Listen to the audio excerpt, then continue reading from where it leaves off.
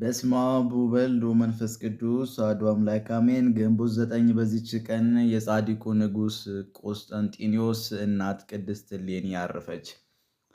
ይህችም ቅድስት በፊት የአንድ ነጋዴ ሰው ሚስት ነበረች። እርሱም በነገረ ሰሪ ንጽሕት ሆና ሳለች ወደ ባህር ጣላት። የክብር ባለቤት በሆነ በጌታችን ፍቃድም ሮሃ ከሚባል አገር ደርሳ የበራንጥያ ንጉሥ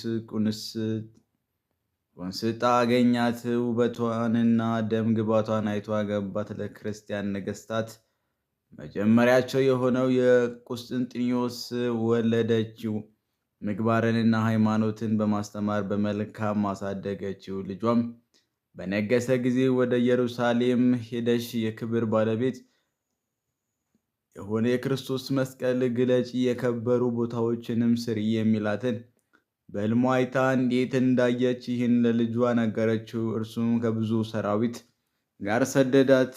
በደረሰችም ጊዜ የክብር ባለቤት ስለሆነ ስለ ጌታችን መስቀል መረመረች። አዳኝ የሆነ መስቀሉን ሁለቱ ወንበዴዎች ከተሰቀሉባቸው መስቀሎች ጋር አገኘችው። የክብር ባለቤት የክርስቶስ መስቀል የትኛው እንደሆነ ታውቁ ዘንድ በወደደች ጊዜ ከራሱ በላይ ይህንን የናዝሬቱ ኢየሱስ የአይሁድ ንጉሥ ነው የሚል በእንጨት የተቀረጸበት ጽሑፍ ያለው እንደሆነ የኢየሩሳሌም ኤጲስቆጶስ ቅዱስ መቃርስ ነገራት። ከዚህ በኋላ ከእርሱ ምልክት ታይ ዘንድ ፈለገች። የሞተ ሰውም አግኝታ መስቀሎችን በበድኑ ላይ አኖረች፣ አልተነሳም። ከዚያ በኋላ ሦስተኛው መስቀል በላዩ አኖረች። ያን ጊዜ ያሙትን ተነሳ፣ ሃይማኖቱም እና ደስታዋንም በዛ።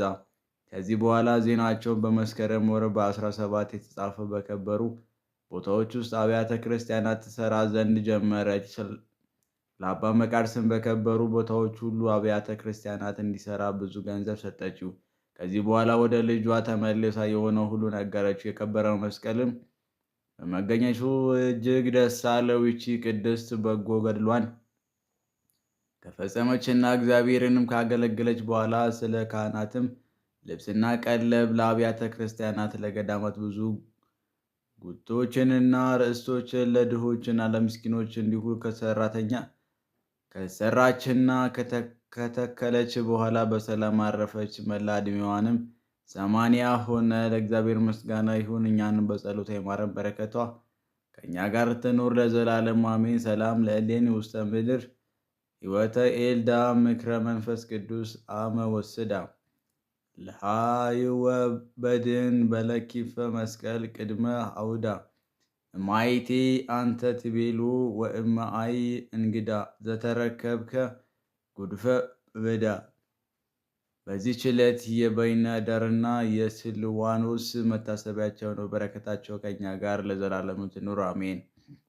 ዘአቀረብኩ ማሌት አዘክሪ አእላፍ ለተጻመድኩ ዘለፈ ለአነበበ ተወክፈ ዘሌትየ መጽሐፍ እንተረሰይ ከእግዚኦ ጸርዐከ መበለት ወክፈ ማእላቡ ብዑላን ዘተረፈ ነቢያት ቅዱሳን ወሐዋርያት ሰባኪያን ሰማዕታት ወጻድቃን ደናግል ሀዲ ወመነኮሳት ሄራን ባረኩ ጉባኤ ዛቲ መካን እስከ አረጋዊ ሊቀ ወንሰ ሕፃን ለዘጻፉ በክርስታስ ወለዛ አጽፉ እንዘ ይድረስ ለዛ ነበቡ ለዘተረጎሙ በልሳን አዲስ ወለሰማ ቃሉ በዘነ መንፈስ በጸሎተ እሙ ማርያም ማራቂተ ሁሉም መባሰ ሙረ ይማረነ ኢየሱስ ክርስቶስ ሙረ ይማረነ ኢየሱስ ክርስቶስ ሙረ ይማረነ ኢየሱስ ክርስቶስ